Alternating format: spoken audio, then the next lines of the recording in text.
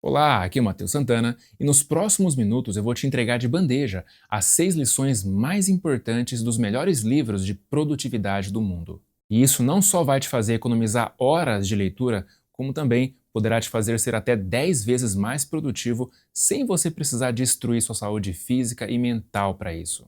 Então vamos lá. 1. Faça menos, mas faça melhor. Existe um erro muito comum quando a gente fala de produtividade, que é achar que produzir mais significa fazer mais coisas. Só que na prática não é assim que funciona. As pessoas que realmente produzem bem não são as que vivem ocupadas o dia inteiro, mas sim as que escolhem melhor o que vão fazer. Então, no fim das contas, produtividade é muito mais sobre corte do que sobre acúmulo. É decidir com clareza o que merece sua atenção e, principalmente, o que não merece. E uma forma simples de começar a aplicar isso na sua vida é limitando sua lista diária de tarefas. Então, em vez de você anotar tudo o que passa pela sua cabeça, escolha no máximo 5 coisas para fazer no dia. Parece pouco, eu sei, e não é fácil no começo. Mas você vai ver com o tempo que quando você limita a lista, você tende a executar melhor, com mais foco e a terminar o dia com uma sensação muito satisfatória. E tão importante quanto decidir o que entra na lista é decidir o que fica fora dela. Por isso, além da lista de tarefas, faz muito sentido você ter uma espécie de lista do que você não vai fazer. E nessa lista vão ter coisas que você já sabe que roubam seu tempo, que drenam sua energia e que quebram completamente o seu estado de foco. Tipo ficar checando e-mail toda hora, atender qualquer ligação que aparece, aceitar reuniões sem critério ou ficar ali rolando o feed quando você trava em alguma tarefa. Então, quando você deixa isso explícito, você começa a se proteger melhor dessas armadilhas do dia a dia. Outro ponto essencial é aprender a dizer não, porque nem todo pedido precisa ser atendido e nem toda oportunidade tem que ser agarrada. É claro que nem sempre você tem controle total sobre as coisas, mas sempre que possível, o ato de usar o não como uma resposta inicial te força a pensar com mais clareza se aquilo realmente vale o seu tempo e a sua atenção. Porque às vezes só esse pequeno filtro já evita que a sua agenda vire um caos. Olha só essa história. O Warren Buffett, que é há muito tempo um dos investidores mais bem-sucedidos do mundo, uma vez conversou com um dos seus pilotos que queria evoluir na carreira, mas se sentia meio travado. Então, o Buffett ajudou ele da seguinte forma: ele pediu para ele escrever seus 25 principais objetivos. Depois falou para ele circular apenas os 5 mais importantes. E aí, depois que o piloto acabou de fazer isso, o Buffett simplesmente disse: tudo aquilo que ficou fora desses 5 devem ser evitados a qualquer custo, porque eles vão te distrair daquilo que realmente importa. Então perceba que fazer menos não significa falta de ambição, significa foco. Significa entender que tentar dar conta de tudo, no fim das contas, te impede de avançar no que realmente mexe o ponteiro. E que na maioria das vezes, produzir melhor não é adicionar mais coisas à sua rotina, mas sim remover o excesso. 2. Proteja suas horas de ouro.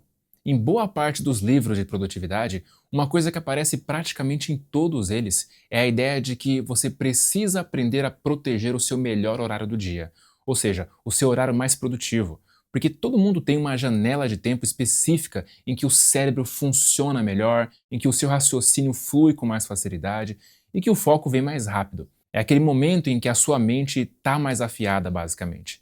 E isso é absolutamente determinante para você conseguir produzir no mais alto nível. O problema é que a maioria das pessoas desperdiça justamente essas horas com bobagem. Então, sem perceber, elas usam o melhor momento do dia com reuniões desnecessárias, mensagens irrelevantes, e-mail, vídeos curtos, rede social ou até organizando coisas que poderiam muito bem ficar para outro horário. E aí, quando chega a hora de fazer algo que realmente exige 100% da sua atenção, o cérebro já está cansado. O que é um desperdício enorme, porque essas horas são preciosas demais para serem gastas com qualquer coisa. Afinal, são elas que, em grande parte, vão determinar os resultados que você consegue gerar com o seu trabalho. Por isso faz todo sentido você proteger esse período com todas as forças só para fazer aquilo que o autor Cal Newport chama de trabalho focado, que é aquele tipo de trabalho que gera resultados gigantes, valiosos, difíceis de replicar e que só é possível produzir quando você está usando toda a sua capacidade mental. Ou seja, não dá para produzir esse nível de trabalho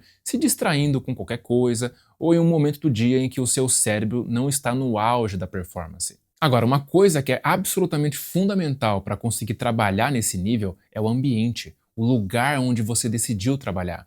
E isso é levado tão a sério por pessoas que produzem em alto nível que existem exemplos até meio extremos disso. A escritora J.K. Rowling, por exemplo, quando percebeu que não estava conseguindo mais se concentrar o quanto precisava, ela foi lá e se hospedou em um hotel em Edimburgo só para conseguir finalizar o livro Harry Potter e as Relíquias da Morte. Um outro exemplo é do psiquiatra Carl Jung, só que ele foi ainda mais longe, porque ele literalmente construiu uma torre em um lugar completamente isolado, que não tinha nem eletricidade, onde ele ia basicamente para pensar, escrever e aprofundar suas ideias. Então tudo isso mostra de forma muito clara o nível de seriedade que pessoas altamente produtivas sempre deram ao ambiente. Óbvio que a maioria de nós não pode se dar ao luxo de se hospedar em um hotel só para isso ou construir uma torre no meio do nada. Mas sempre existe algo que dá para fazer nas condições que você tem. Sempre tem alguma distração que pode ser eliminada ou algum ajuste simples que você pode fazer no seu ambiente para facilitar seu foco. E aí, depois que você resolve essa questão do ambiente,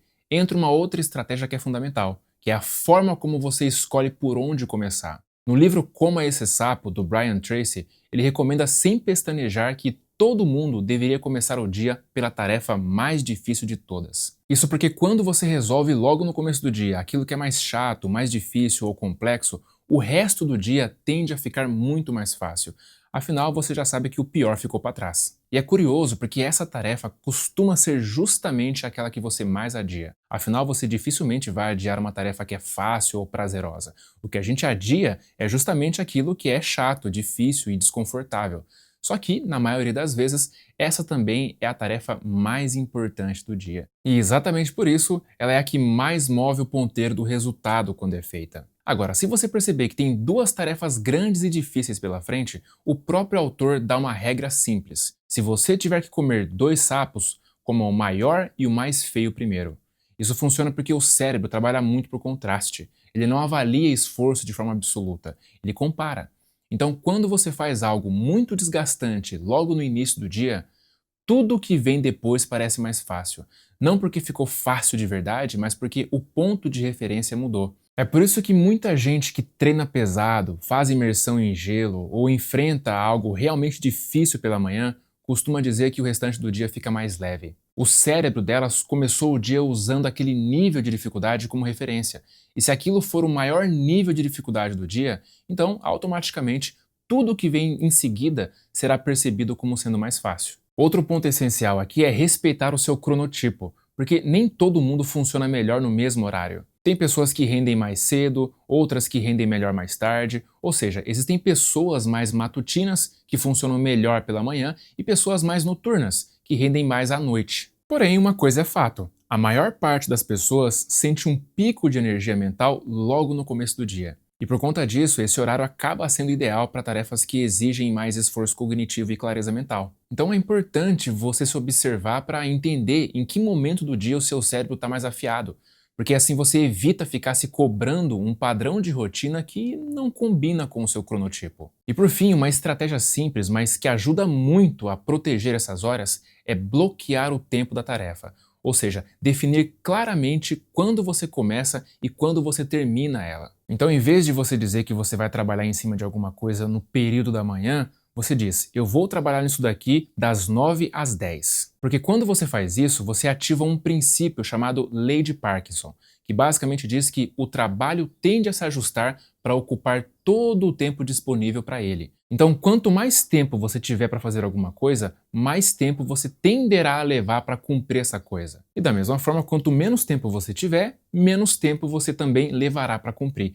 Claro que isso não garante nada, mas com certeza já aumenta muito as chances de você ser mais focado e menos procrastinador nas suas tarefas. 3. Coloque a consistência acima da intensidade.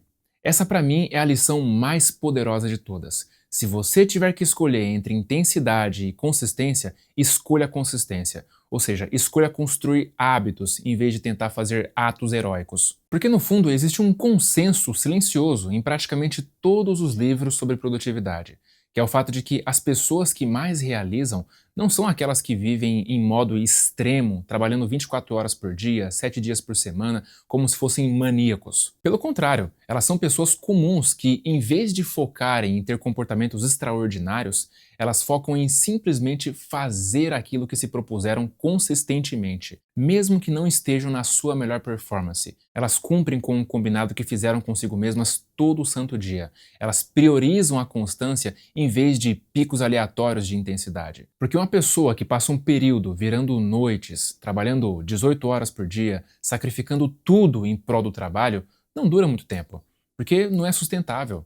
Cedo ou tarde ela vai se quebrar. E se não quebrar, vai começar a produzir um trabalho de péssima qualidade. Ou seja, em ambos os casos, o resultado final tende a ser o fracasso. Então, em vez disso, o melhor caminho é construir hábitos, criar rotinas simples, práticas, que facilitem você fazer o que importa, sem você precisar ficar se esforçando o tempo todo ou gastando uma energia mental grande demais.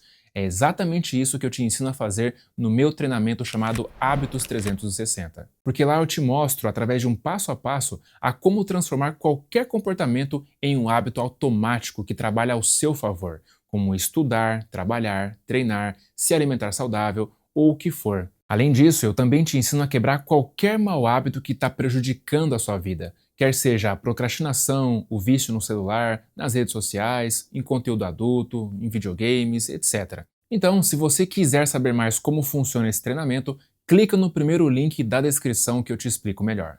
4. Sistematize as coisas pequenas. Depois que você já organizou as tarefas grandes do dia, aquelas que realmente movem o ponteiro, sempre sobra um monte de coisa menor para fazer. São aquelas tarefas chatas, pequenininhas, que são aparentemente inofensivas, mas que vão se acumulando e aí quando você percebe, elas já estão travando tudo. E é justamente aí que entra essa lição. Você precisa sistematizar as coisas pequenas.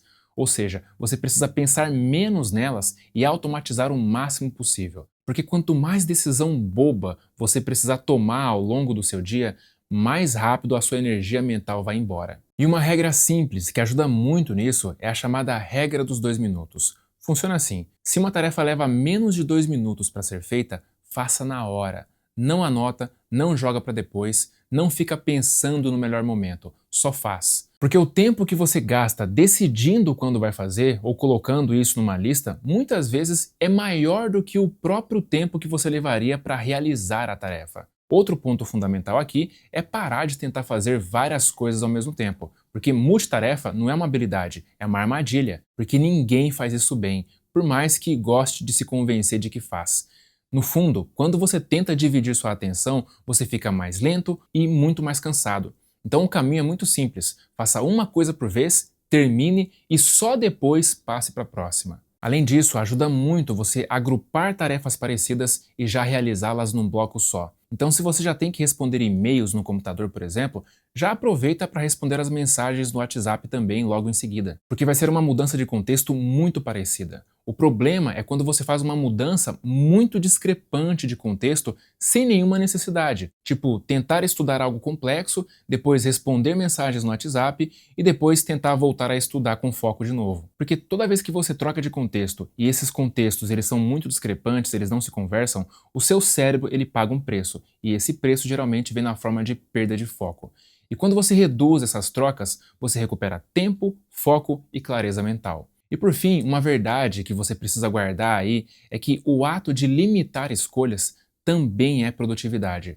Porque a gente costuma achar que mais opções significam necessariamente mais liberdade, mas na prática isso só desgasta a nossa energia. Então, quanto menos decisões pequenas você precisar tomar, mais energia vai te sobrar para decisões importantes depois. É por isso que pessoas extremamente produtivas costumam automatizar o máximo de coisas possível, principalmente as triviais, porque elas entendem que a energia mental é um recurso finito e valioso demais para usar com coisas pouco importantes.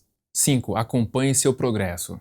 Olha só, algumas pesquisas conduzidas pela Teresa Amabile, lá de Harvard, mostram que o maior motivador para uma pessoa no ambiente de trabalho não é elogio, não é dinheiro e nem pressão externa. No fundo, o que mais motiva uma pessoa é perceber que ela avançou em algo que realmente importa. É a sensação de progresso. Simples assim.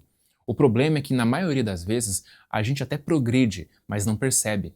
A gente só vai fazendo uma coisa aqui, resolvendo outra ali, finalizando tarefas no automático e no fim do dia, mesmo tendo se esforçado bastante, ainda vem aquela sensação de que a gente não saiu do lugar. Então, o ato consciente de acompanhar o seu progresso é muito importante, mas não precisa ser nada muito elaborado não, até porque na prática, uma das formas mais simples e mais eficazes de fazer isso é você parar no fim do dia por literalmente 1 minuto e anotar 3 coisas em que você progrediu. Pode ser algo grande ou pequeno, tanto faz. O objetivo não é impressionar ninguém, é mostrar para o seu próprio cérebro que você avançou. Porque quando você enxerga progresso em alguma coisa, naturalmente você sente vontade de continuar fazendo aquilo. Além disso, ajuda muito você criar um ritmo semanal de revisão. Não precisa ser algo que você faz todo dia não, é algo simples. Então no começo da semana você olha para frente e se pergunta: o que realmente importa agora? Onde eu preciso colocar minha energia? E aí no fim da semana você olha para trás e reflete: o que funcionou? Onde eu avancei? E onde eu poderia ter feito melhor? Só esse hábito por si só já cria mais clareza e senso de direção do que a maioria das pessoas imagina. 6. Faça pausas estratégicas. Progresso é muito importante, é claro, mas ninguém consegue render bem trabalhando sem parar o dia inteiro. E assim, existe uma confusão muito comum quando o assunto é produtividade, porque muita gente acha que quanto mais tempo ela trabalhar, mais ela vai performar. Só que não funciona assim. Inclusive, um dos estudos mais interessantes sobre isso vem de uma área completamente diferente do mundo corporativo. Olha só, em 1993, o pesquisador Anders Ericsson estudou violinistas de elite para entender o que realmente separava os melhores dos medianos. E, obviamente, esses músicos praticavam muito. Isso não surpreende ninguém. O que surpreendeu de verdade foi perceber que eles também descansavam muito. Eles não treinavam 8 horas seguidas. Eles treinavam em blocos intensos, geralmente de cerca de 90 minutos, e depois paravam, descansavam para se recuperar, e aí, só depois disso eles voltavam. Ou seja, o segredo da performance máxima deles não era trabalhar sem parar, era exatamente o contrário, era saber a hora de parar. E isso nos leva a uma conclusão muito importante. Pausa não é sinal de preguiça. Pausa é ferramenta de excelência. Não é um desvio de performance, é parte dela. E fisiologicamente falando, isso faz muito sentido, porque o corpo e o cérebro humano não foram feitos para performar em alto nível por 8 horas seguidas. A gente funciona em ciclos de esforço, descanso, esforço, descanso. Só que o mais importante dessas pausas para descansar não é a duração delas, mas sim a qualidade. Então, aqui vão algumas dicas do livro Quando, do Daniel Pink, que vão te ajudar a fazer isso. Primeiro, pouco é melhor do que nada, porque mesmo uma pausa curta já ajuda muito. Então não precisa esperar ter meia hora livre para isso, porque 2 ou 3 minutos já fazem muita diferença. Segundo, movimentar é melhor do que ficar parado. Então levantar, caminhar um pouco e alongar o corpo funciona muito melhor do que ficar sentado mexendo no celular. Terceiro, fora é melhor do que dentro. Então sempre que der, sai um pouco, vai para fora, pega um pouco de luz natural no rosto, olha para o céu, vê as árvores e faça isso nem que seja por 2 minutos. Isso parece simples demais, mas faz uma enorme diferença, porque só esse contato rápido com o ambiente externo já ajuda o cérebro a desacelerar e a se recuperar muito mais rápido do que você ficar trancado no mesmo lugar o tempo todo. 4. Acompanhado é melhor do que sozinho. Então fazer pausas com outras pessoas tendem a restaurar mais do que fazer pausas completamente sozinho. Claro, desde que sejam pessoas agradáveis e que te ajudem a recarregar as energias. E isso vale até para quem é mais introvertido. E por fim, ficar totalmente desconectado é melhor do que ficar parcialmente desconectado. Isso porque o momento de pausa não é para você ficar nas redes sociais, senão você não vai estar realmente descansando. Então deixe seu celular guardado durante esse momento. Aliás, não só durante as pausas, como também durante o trabalho profundo que você estiver fazendo. Com isso, eu tenho certeza de que você vai conseguir ser muito mais produtivo, realizar trabalhos com mais qualidade e, consequentemente, vai conseguir resultados muito melhores. Um forte abraço e até a próxima!